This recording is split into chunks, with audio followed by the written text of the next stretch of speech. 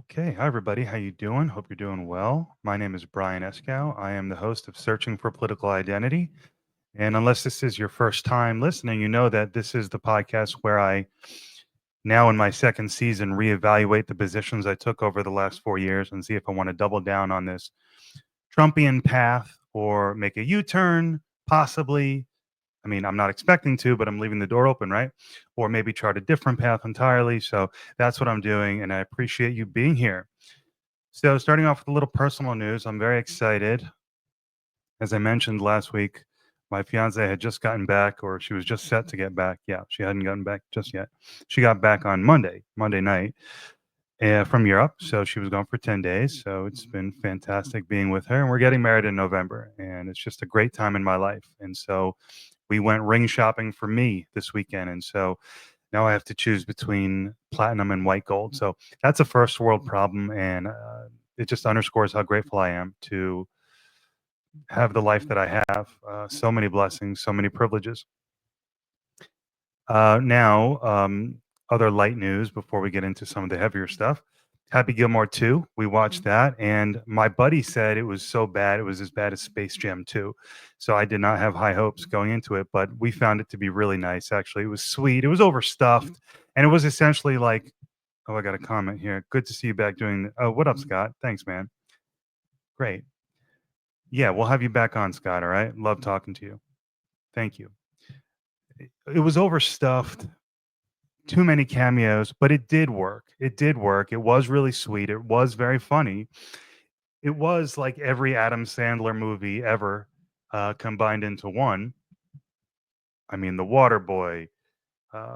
Well, I can't list them all now, but it was so it was a real testament and tribute to Sandler's career, and it was largely a success. So that's cool. Now, getting down to business. First thing I want to do here is I have a note to address one of my good follower and friends, Brent. Brent, your comment. Brent's podcast is called Aiming Up. It's fantastic. Fantastic operation you got, Brent. Brent is actually one of the smartest, most insightful, coolest dudes I know, period. And his podcast is very good. I wasn't just saying that.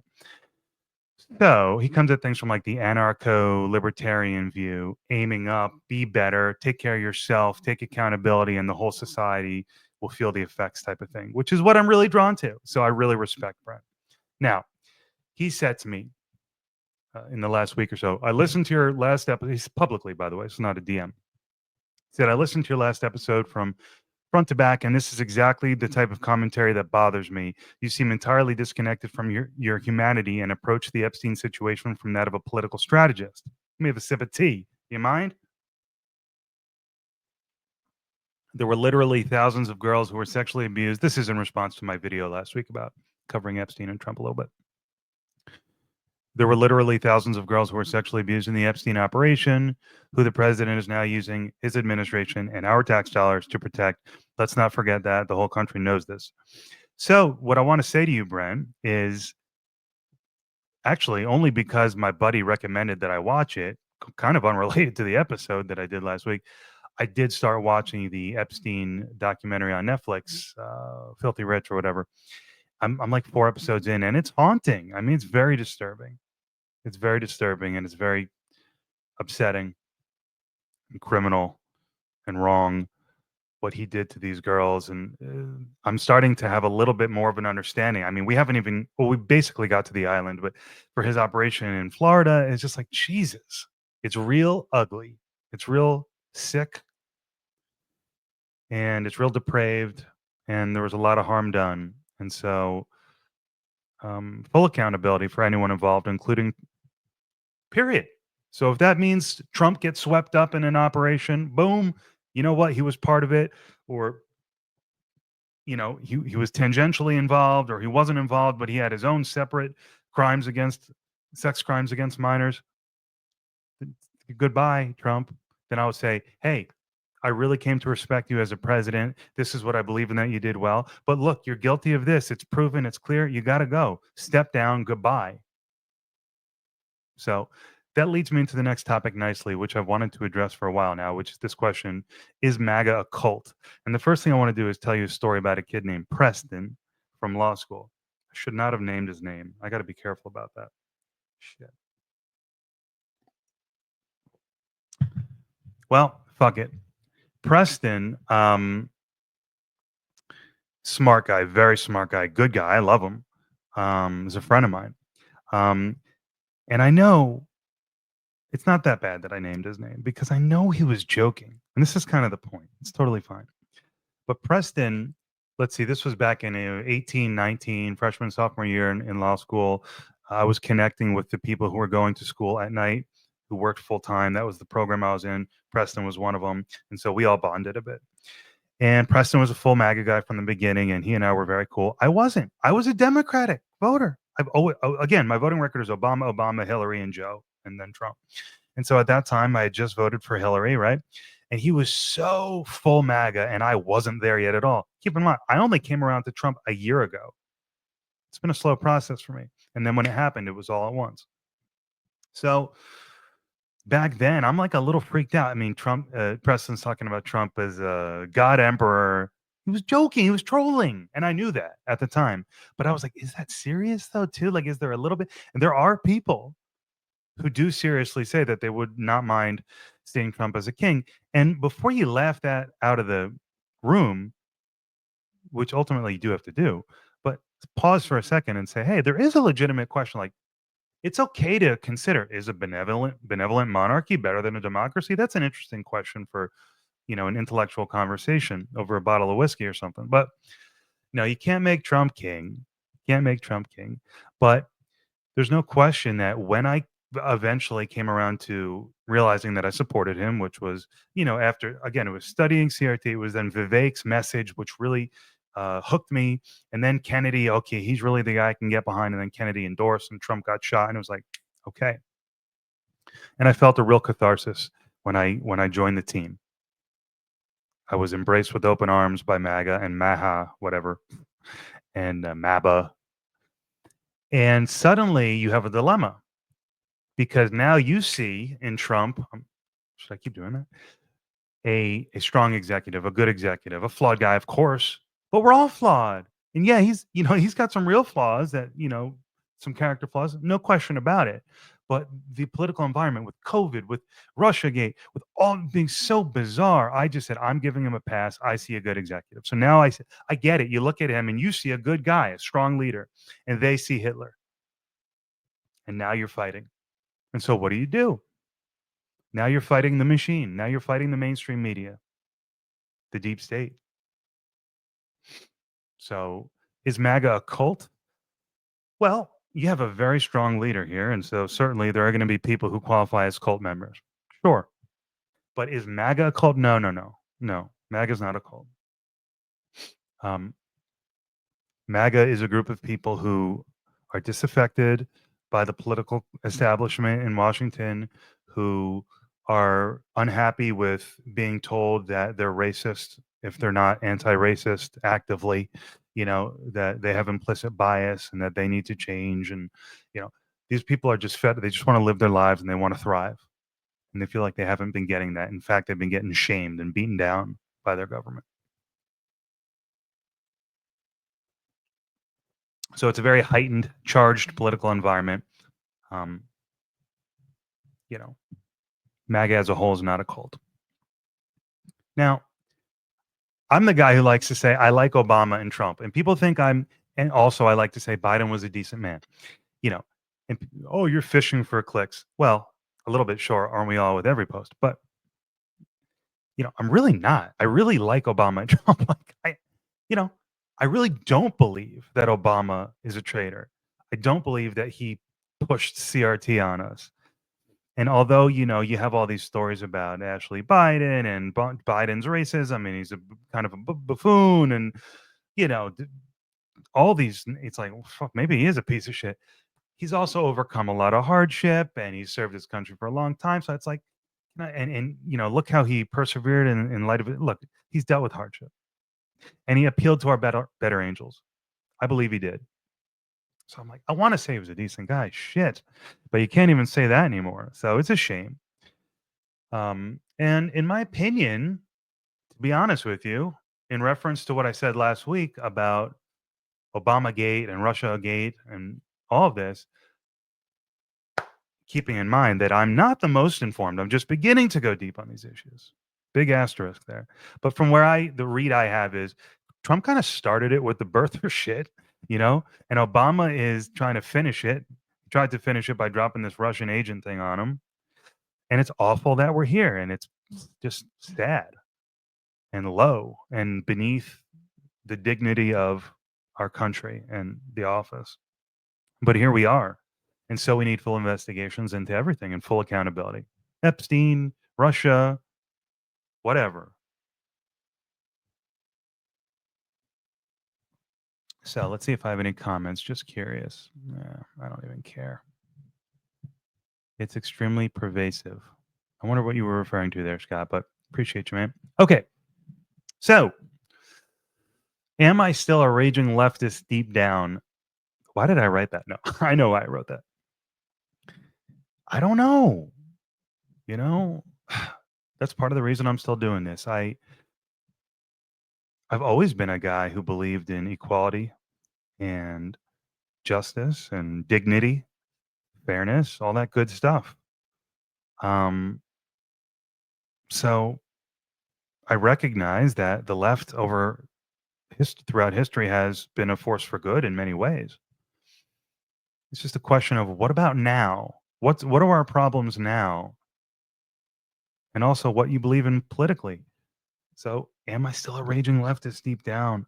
I don't know. All I can tell you is that I'm an optimist, actually, despite 20 years of depression, which I'm just recently out of. I am an optimist, and I always want to see the best in people, and I want to see the best in America. And America has a lot of darkness in its history, but it's also got a lot of light. I would say more light. And so I'm clinging on to that. And I just want people to thrive. And so I have to say, am I a raging leftist? Well, I don't know, but I have become a big Trump fan. And so the question remains, what is Trump's political identity? Is he easy to nail down? My whole premise here with the second season is, despite the fact that he leans libertarian, conservative, he's a bit of a wild card. And so I like that. I'm drawn to that. I kind of know where he stands on social issues, and I'm fine with it. Um, so I don't mean that to sound insensitive to trans people, to people who believe in critical race theory. I really don't mean it to sound insensitive. I'm kind of okay with where Trump is. And I think where Trump is do you be free? Don't shame us for not being like you. That's it.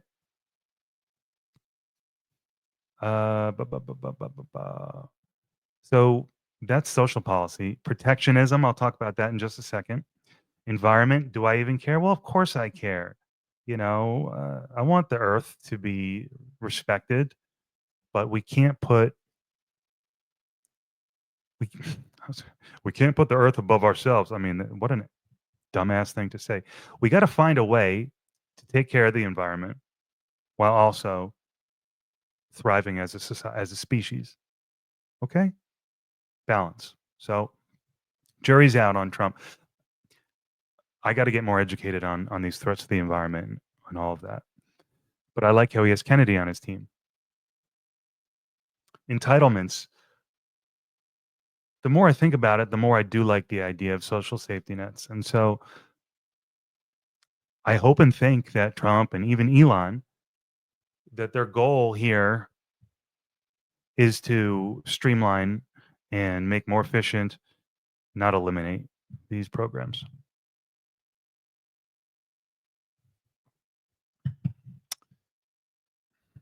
That make me a socialist? I don't know. But my mind is open on all these issues. I got to go deeper. That's what this season is going to be all about. All right. So, last point here before I get into a couple of the topics. Harris, to me, in this last election, was the character candidate. And I don't mean that to say that Trump doesn't have good character traits. He does. The way he called Scott Adams when Scott Adams had his cancer diagnosis, the way Trump calls people with the way he sends condolences, he's very warm. He's very charming. And there's a lot to like about his personality. That's just my observation. That's just me. Um, I don't judge a person on their entire past, going back 20, 30, 40 years. Again, sex crimes, okay, no past there. But, you know, Trump's an asshole, this and that. Okay, he's made mistakes. People make mistakes. The Trump I see as president um, often has a very warm side to him. So, despite that, I say Harris was the character candidate because, she's kind of more of a goody two shoes, you might say, and people will say horrible, oh, she blew her way to the top. I don't go there, guys. I don't go there. There's no need to go there. There's no need. She she seems to be a decent person. I mean, I'm gonna get messages. She was a fucking piece of shit. Oh my god, she seemed like a fine person. But Trump was the strong leader candidate. So you had the character candidate and you had the strong leader. I went with the strong leader. I don't even know why I have that note here because now I'm transitioning to her book title. Apparently, her book is called 107 Days. That's a great title. It sounds like an excuse, or like 107 excuses. You could have ran a great campaign. Not that she didn't try. Definitely tried. Not, and she could have encouraged Biden to step down earlier. But this was not really fair to her. So I actually have a lot of sympathy for her. But at the end of the day, she did one long interview, right? Basically, it was the Howard Stern interview, and it was not even a softball; it was a t-ball. So I don't know. She wasn't compelling. What can I say? But it was 107 days.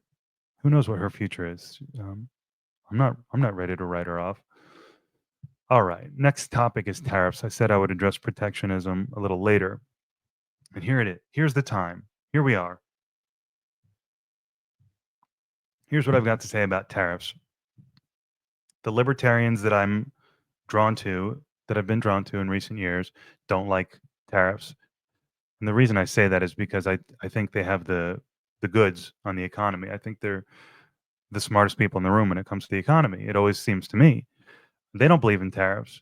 So going against what I think is correct and caveating this by saying if they tank the economy and don't have long-term benefit, I'll admit Obama was right about the tariffs.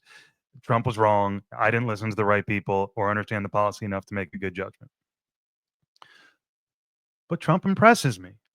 I cannot imagine any other president concocting this scheme of tariffs and having the flexibility and vision to execute it. Obama said you can't put the cat back in the bag of globalism.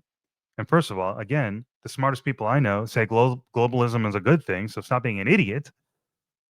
But if you assume that they're wrong and that maybe globalism, and this is what kind of Trump does have in common with the left, there's a little bit of this sense of maybe it wasn't the best thing for the American worker to let the cat out of the bag for globalism. But Obama says you can't go back. Trump says, watch me try. So I think it's an impressive effort. If 6 months from now I'm eating my dog, and killing my neighbor, trying to get the last, you know, gallon of milk, I think I'll change my mind. But I might be in a cult. So even under those circumstances, I'll probably be like, I love Rosie, but Trump, he's pretty impressive. All right. Hopefully not. Now let me get to the main part of this topic, this podcast, which is the Sydney Sweeney controversy. Final sip of tea, before I go in.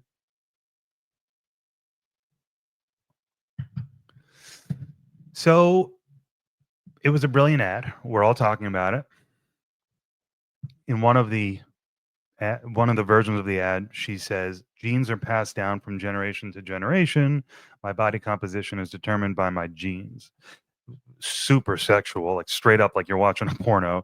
A little weird, but okay, fine, whatever. They went for it. They tried to be clever and say use reverse psychology. She's like, "I'm not telling you to buy jeans." Like, see what I did there? I was like, okay, whatever. That's what they did.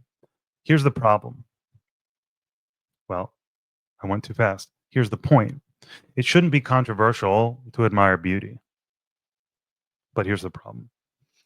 A black female commentator, and I say I was reading a CNN article about it, and I know this woman represents the way a lot of people feel. So you might say, Many Black voices are saying a woman of color would have never been hired for this. And that's where we got to get into the CRT, the critical race theory perspective. We have to unpack it now. And before I begin, I've done this many times, and I again refer you to the video I made on January 9th of this year for the breakdown of the 4 categories of racial relations and how you could, in America, of which critical race theory is one. All of this I learned in law school. But today I'm just going to focus on critical race theory. I don't want to be casually dismissive of CRT and its proponents.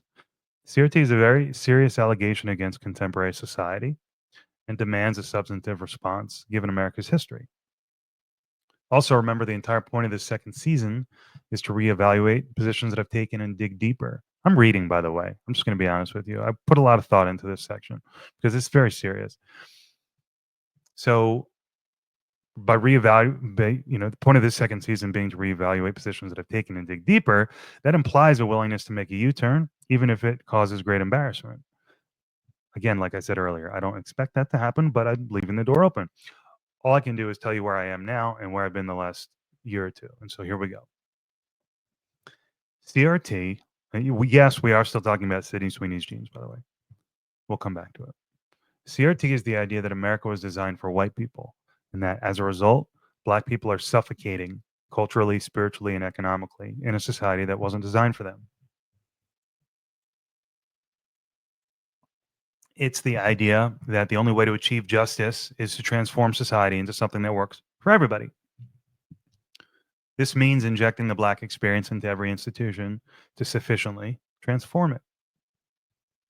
It's the idea that the Civil Rights Act of 1964 wasn't the end of the fight for social justice, but rather just the beginning.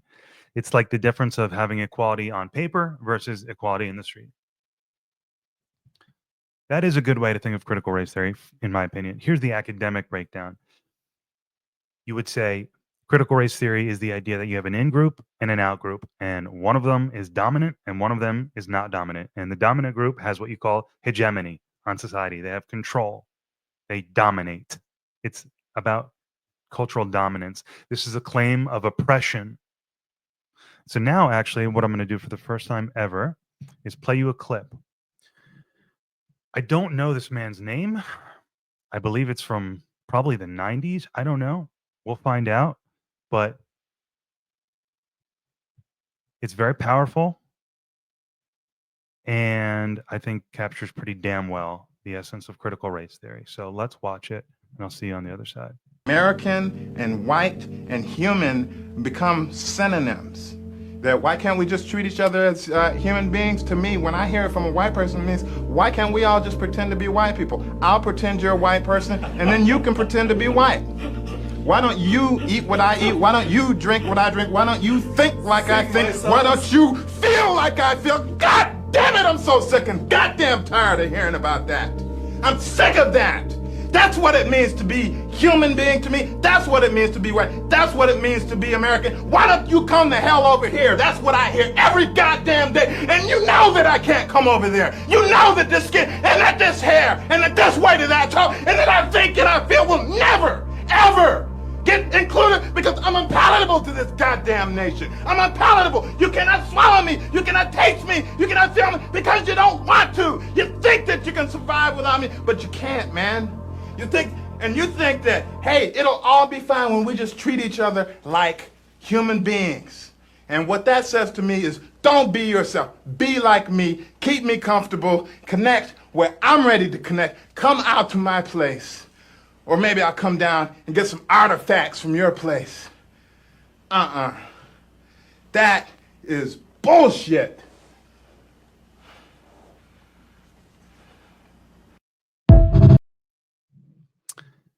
That affects me very deeply. That was very powerful. So let's now pause and consider the base implications or the assumptions built into CRT. And there's 2 of them that I think are worth mentioning. 1, there's a difference between white and Black culture. 2, that contemporary mainstream American culture is white. So we understand the claim, I think now, right? And I wish I could kind of get feedback. I wish I was kind of doing a class, but that's the claim. So let me give you my thoughts. Keep in mind, I'm a work in progress, but this is where I'm at. Of course, it's true that America and the Constitution were originally designed to protect only white people's rights. Of course, it's true that the horrors of slavery were routine in the South. Of course, it's true that the Supreme Court once ruled black people can never be citizens. Of course, it's true that our founders warred with Native Americans and took their land. Of course, it's true that black people suffered countless inequities, injustices, and indignities after slavery formally ended. Of course, it's true that desegregation did not come easy to this country. There's a lot of dark stuff in our history. But is that our whole story? Are the founding values, which were so disgustingly applied selectively at our founding, are they not ideal, though? Are they not worth fighting for? And you have to ask, what about the people from the beginning who acknowledged the inherent hypocrisy and did what they could to open up the promise of America to all? What about the Civil War? What about the Civil Rights Act, one of the most monumental pieces of legislation in human history? And my last question here is, are there not many examples of Black excellence and success in 2025? So, when you ask me, do we live today in a colorblind society as opposed to a white society where, for the most part, everyone is treated equally under the laws intended by our Constitution? I think about my life, and maybe that's wrong. Maybe that's my problem, but it's honest. I think about the fact that I'm not racist, and none of my friends are either. And I'm not saying we're angels, but nobody's racist. I think about the few black friends that I've had over the years and how they all come from good and successful families, much, much more so than mine, much better and much more successful than mine. I think about how there was an implied sense in the media that I consumed as a child that racism was not an issue in our country. And I think about how one of the two black classmates I had in those CRT classes was one of the few students, as was I, who vocally criticized the material we were learning. He was determined to be a prosecutor, which is not exactly someone who's disgusted with the system. I also think about how, best I can recall, the other black classmate also had a conservative leaning in response to what we were learning. So I'm not saying she was a conservative, but it appeared that um, the home she was raised in didn't preach CRT or that kind of vibe at all. On the other side of the equation, I think about these two gentlemen I stopped. Let me tell you a story. So 2 years ago now. No, oh my God, so many years ago now. Jeez, time has really flown by. It's been a very busy couple of years for me, and it's been a flash, but this is now 3 years about. It's my final semester. I'm taking the second of two critical race theory classes. My mind is being blown. I'm going, what the hell? I'm seeing Biden kind of deteriorate, and I'm like, starting to question everything. And then I launched the podcast. And I'm so disturbed by what I'm learning in critical race theory classes that I'm like literally driving around thinking about it nonstop. And I'm driving home from class one day. It's probably 7 p.m. And I'm pulling into my apartment community. And I see these two black guys walking from, they'd come from a convenience store or something. They had a couple plastic bags of groceries, and they were going to their apartment, it looked like. And so I said, okay, I mean, here are two black guys that live in my community. My mind is racing. I'm feeling crazy. I rolled the window down and I said, guys, do you mind if I ask you a really weird question? And I said, I'm in school. This is what I'm studying. Do you mind if I ask you about your experience as black men in America? And they were receptive to a quick conversation. And I just remember one of them looking at me and said, you will never understand what it's like to be black in America, what it's like to go into a store and have someone look at you like you're suspicious. And that really stuck with me. And the other thing he said was, Maybe our kids' will have an equal society, but not today. So there's that. There's that. So I don't know. But you have Trump here as the representative of the mainstream culture that rejects this critical attack on our society. That is a response to this prodding about implicit bias and how you're racist if you're not actively racist. And make no mistake, that is what CRT attempts to do. It attempts to prod at your conscience and question your assumptions about equality in America. And clearly it worked on me because I'm still talking about it all these years later. And so for me, I'm trying to figure out, am I right about it? Should I continue on my warpath about it and be beating my chest with pride still that I voted for the guy who is doing his best to dismantle it? Or am I wrong about it? Which means I'm the prototype for the ignorant, privileged, mediocre white Jewish guy that the left reviles. So here's the question.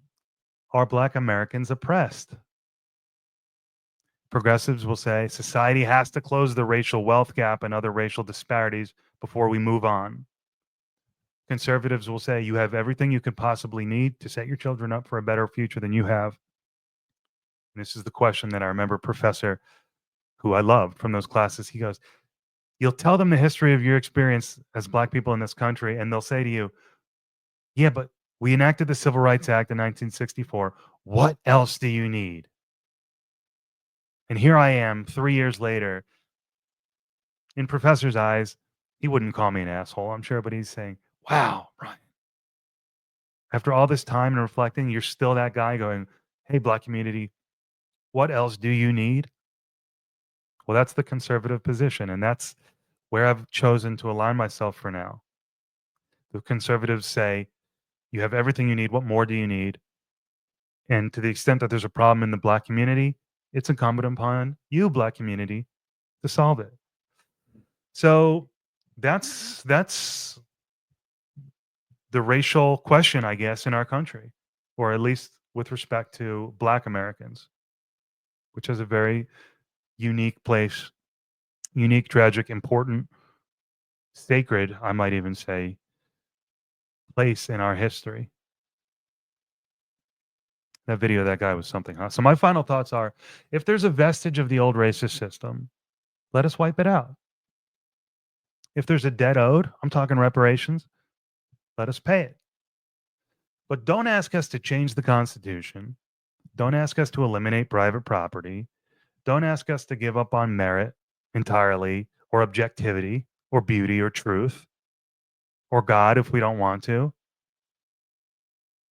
Right? So tying it back to Sydney Sweeney, it wouldn't be as big of a deal in a society that wasn't engaged in this war with truth and beauty, which stems from the postmodernism found in the critical theories, including critical race theory. After all, the war is how you agitate, is how you achieve revolution and freedom from this cultural oppression. The Sydney Sweeney ad, while a little weird and, it's a little dicey to reference genetics, right? I mean, but it wouldn't be a big deal, as big of a deal in a society that didn't conflate whiteness with beauty. So, T, anybody? What is the dream? The dream is a country where opportunity is bountiful, everyone is treated with dignity and equally under the law, and we are free of all things, including guilt and shame. Problem is we have different visions on how to get there, which means that if America was a patient and each of us were a doctor, we would each make a different diagnosis, and we would see different causes of the illness, and we'd recommend different prescriptions. Some people want surgery, some people want pills, some people want exercise. Look, and I'm going to get real. You don't think that I acknowledge that there is some lasting impact of slavery and Jim Crow on the Black community, on the Black psyche in America? Come on. No. I guess where I'm coming from is, at this point, I think we should relegate that cry, that fury, that anger, that resentment, all of the pain, horror, the trauma, which is beyond legitimate for the Black community to feel, I think that is more appropriate for the realm of art now and poetry, right? And culture. Let it be. It's always been part and shall be part of the culture. But I don't necessarily think that we need to embed that into the operating system, the software of our country. If we need to change the rules that we operate on because of that rage, I think we have a good system now. And if we have some reparations to pay or something to do to make people whole, then I will be open to that for sure. Then let's make a deal and move on.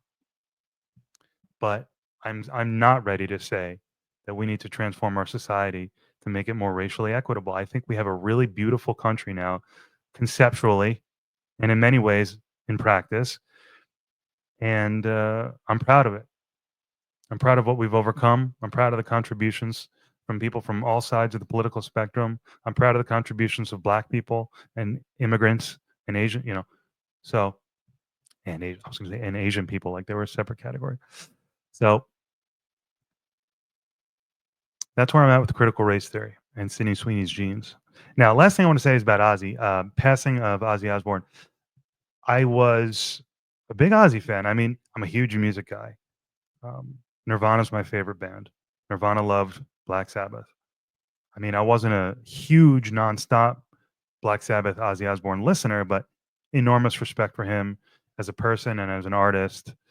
This guy had such humility, such humanity. And really, I relate to him a lot. Just kind of want to live in your world and be creative. Do your thing and be good and hope you're not doing harm. I can really relate to that. So I just wanted to give a shout out to Ozzy, who seems to have left a really positive impact on the world through his art and through his personality.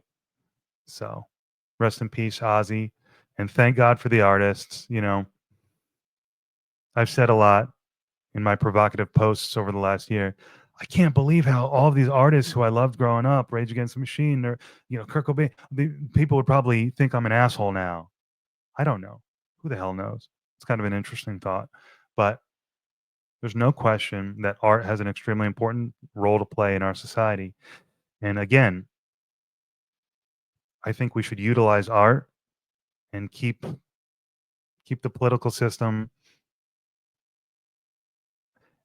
I don't want to say as it is, as if there are no reforms to be made, but with respect to color blindness, I think we're okay.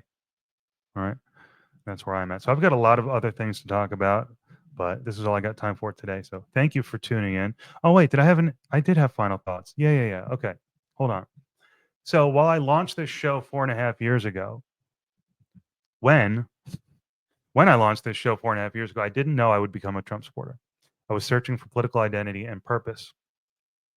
I need another sip of tea. Oh, there's nothing left. I was searching for political identity and purpose. Things have changed, though, in the last 2 years. I've become a big Trump fan. I passed the bar exam somehow. I rescued my soul dog, and I met the woman I'm going to marry in November. So my priorities are changing. But for some reason, I'm still interested in liberty, justice, and identity. So I'm going to keep searching for the right formula of libertarianism, progressivism, and conservatism that seems to be a good fit for reality for me. What I mean by that is the principles of libertarian progressivism, conservatism are all very interesting and intriguing, and they sound good. But the question is, what happens when the rubber hits the road and you got to get out of bed? So that's what I'm searching for. I'm looking for that formula. And I want to reiterate, it may lead to me doubling down on my support for Trump and the libertarian conservative blend that I currently favor. It also may lead to a U-turn and me begging the left to take me back. I don't know. It may lead to a totally different outcome. All I know is that for as long as I do this, I am going to try my best to be as honest as possible with myself and you. So that's basically it. I look forward to covering some current events with you in the next episode. I'll try to get to it next Saturday, and I'll be working on securing some interesting guests in the near future. So thank you so much for tuning in, and I'll see you guys later.